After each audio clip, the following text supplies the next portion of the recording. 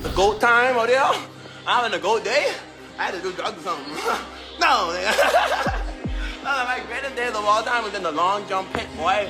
By myself, not a drug. I know this is going to sound very odd, but the Charlotte Hornets actually had a pretty solid offseason, although things are still looking murky for this team, to say the least. Before we get to the content, make sure you drop, like, subscribe, and turn on our notifications to help the channel grow. Now that we get all that out of the way, cue the intro.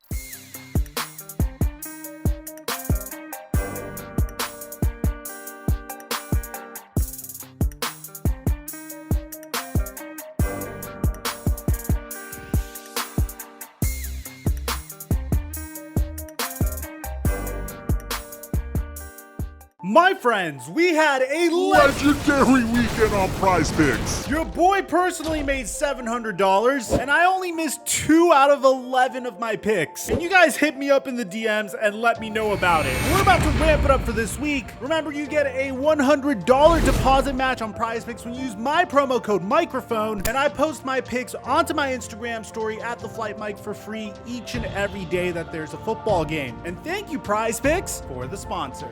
Mic check 1 2 1 2. What's going on, everybody? This is a video I had to make as a result of many of you guys requesting it in the comment section of our Victor Wembanyama video. The Charlotte Hornets are a very unique team because on one hand, you have LaMelo Ball, who has one of the most mesmerizing games in the entire NBA and looks like a bona fide superstar whenever he's healthy enough to play games. Each and every year, LaMelo Ball has been able to improve steadily. In his rookie year, he was able to win Rookie of the Year. In his sophomore year, he was able to boost his numbers to 20 points per game, shoot 39% from 3, average 1.6 steals per game, and 7.6 assists per game. Last year, he wasn't able to play in nearly as many games, but for the most part, he was able to slightly boost his points per game average to 23.3. However, he only played in 36 games. The unfortunate thing for LaMelo Ball is everything that pertains to off of the basketball court for him hasn't necessarily been going as well. I mean, last offseason, the Charlotte Hornets were dealing with the allegations levied against Miles Bridges in a DV case where Miles Bridges eventually would plead no contest to. It was definitely not the greatest look, but fortunately for Miles Bridges, he was talented enough for the Charlotte Hornets to give him another chance. And going into this offseason, things were starting to look up for the Charlotte Hornets. On one hand, they got the number 2 overall pick in the NBA draft, so they had the opportunity to either pair LaMelo Ball with another talented guard in Scoot Henderson, or select the best fit in the draft and select a player that has a game that sort of mirrors Paul George's game. At least that's what the Hornets are hoping for, in Brandon Miller, and they ended up selecting Brandon Miller. So they signed Miles Bridges for $7.9 million,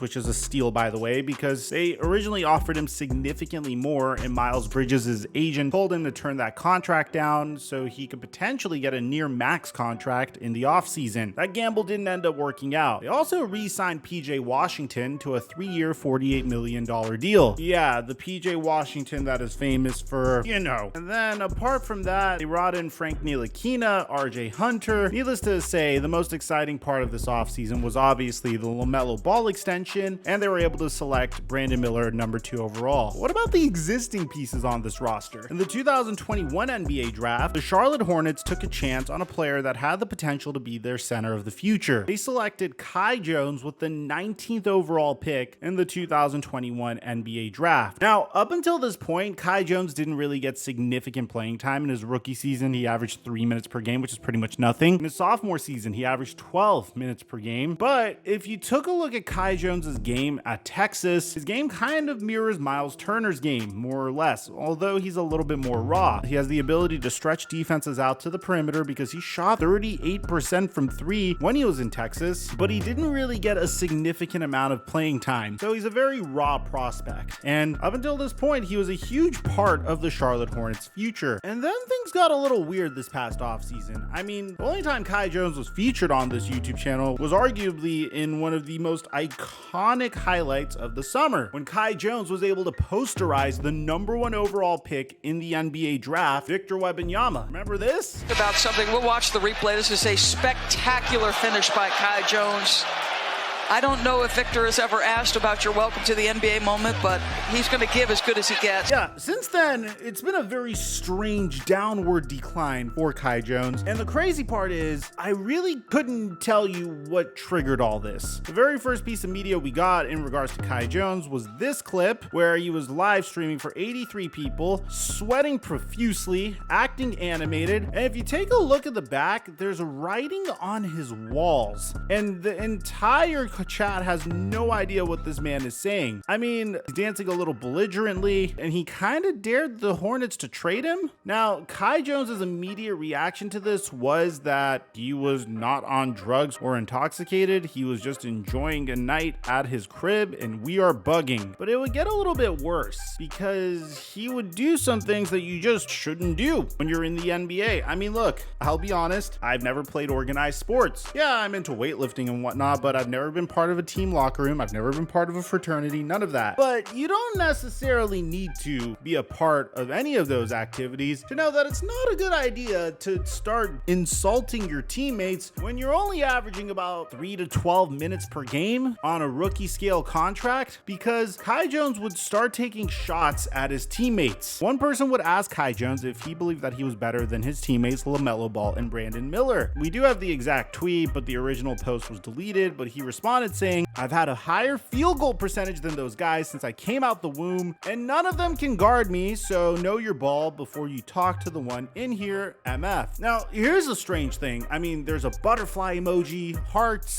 goat, a #1 gold medal emoji, and a rainbow emoji. So I'm sorry, respectfully, when you put all those together, man, I'm gonna be honest, I think you're hitting the ayahuasca. Respectfully, you're definitely on some sort of like psychedelic when you start throwing hearts and butterflies and goats and medals and rainbows and There's definitely something going on here, okay? I'm sorry. And look, man, I think for some people, that sort of activity under the right circumstances, assuming that they don't have some sort of genetic psychological disposition to them having a mental breakdown in the right settings, maybe that could be beneficial. We're still doing a lot of research in this particular department. I have a lot of friends that are studying psychedelic psychology and trying to figure out how to utilize these things for the betterment of humankind. And I've seen some instances where it's helped some people. But in this particular instance, man, and this is just my own assumption, I just wanted to make it abundantly clear, this is what I'm assuming, but like, bro, we're just at the tip of the iceberg. We didn't even get into it yet. He continued trashing his own teammates, and this resulted in his teammates unfollowing him, by the way. So check this out. Someone comments on Instagram saying, "Mark Williams is getting your bum ass off the roster at Kai Jones." Kai Jones responds by saying, "Show me a video of Mark pulling up, going left, and hitting it. Anywhere, man, in college, somewhere, show one." And then another comment said, "Nick Richards is better than you." And then he responded saying, "I'm more assertive with the ball than him. I can read myself." Bro, like, you gotta stop taking the bait, or at least respond sarcastically or in a humble fashion. You know what I mean? Like, there's been so many instances where someone pulled up to me and said, "This guy is better than you." and my usual response is, It's not really a competition, especially in this landscape. I'm rooting for everyone that's in my industry. Yes, even you, AM Hoops. no, seriously, AM Hoops is a very good friend of the channel. But you gotta be better than that. You gotta know that people are trying to bait you into saying these things. And you definitely can't diss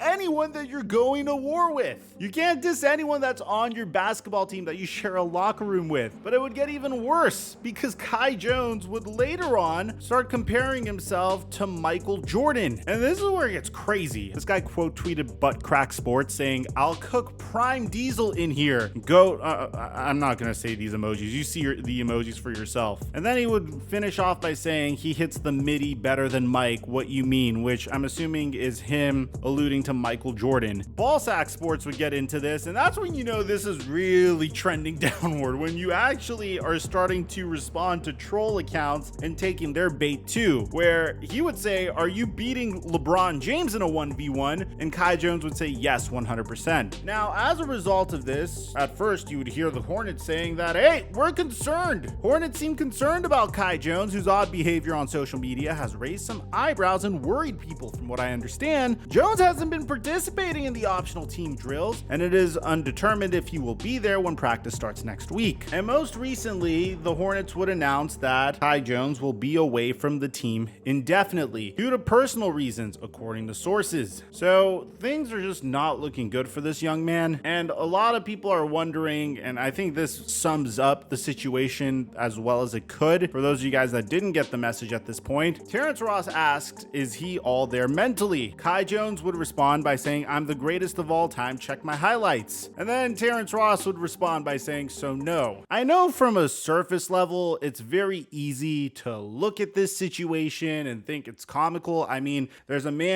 dancing belligerently in an Instagram live for 80 something people. There's him saying that he's the greatest of all time. There's him dissing his teammates. I really hope the Charlotte Hornets handle this right, because when you think you're the greatest thing of all time, when you think you're the greatest player of all time, whenever you're sounding belligerent like this, it means that you're going through a manic episode, which is exactly what Kai Jones is going through. And I don't know what could have triggered this. It could have been the fact that he took some sort of substance. It could be any substance, by the way. He could have had a drink one night. He could have smoked some pot. He could have done some sort of psychedelic substance. It really could be anything, but there are certain individuals that once they expose themselves to a psychoactive substance, like the ones that I mentioned prior to this, they can go off the deep end like this. Or it could just be triggered by anything else. And when you go through these manic episodes, you really think that you're God. There's no better way I could say it. I have a really good childhood friend that was diagnosed bipolar, and he explained to me what it's like. You feel like you don't need to sleep. You're pretty much on this like crazy bender where you think you're the greatest human alive, and that's the simplest way I could explain it to you. So I know on the surface it's easy to look at Kai Jones and say, oh my god, he's acting like a fool. What the hell's wrong with him? but let's try to have some empathy for this young man. Is this psychological break that he's having, which is very obviously a psychological break, is going to ruin his life? I mean, it's really sad. It doesn't seem like his teammates are looking at him and saying, hey, this guy is undergoing some sort of manic breakdown. They're taking it seriously. They unfollowed him. So as a result of Kai Jones being told that he must stay away from his team indefinitely, he demanded a trade. No, seriously, on Twitter, he straight up demanded a trade from the Charlotte Hornets. And now we got breaking news that the Charlotte Hornets have officially released Kai Jones after he requested a trade on Twitter. I really hope that someone is at least checking in on Kai Jones to make sure that he's getting the help he needs. It doesn't seem like people are understanding what's going on. He is in the middle of a manic episode, and as a result of this manic episode and the fact that he's not that good in comparison to his teammates, he could be good. He's a very raw prospect, but he's not that good compared to Mark Williams or Nick Richards. There's a reason why he didn't get that many minutes, and now that he's saying all these things about his teammates, odds of him getting those minutes are a little bit less. As a result of this